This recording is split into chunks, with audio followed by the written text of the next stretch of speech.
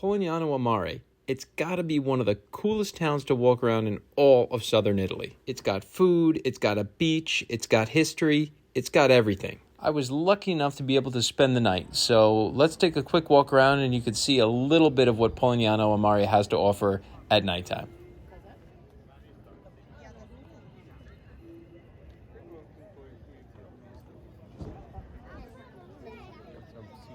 Here.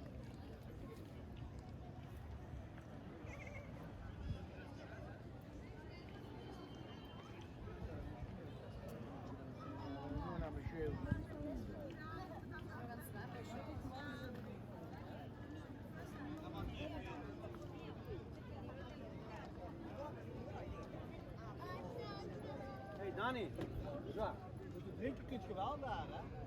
Maar nooit, dat moet je wel drinken.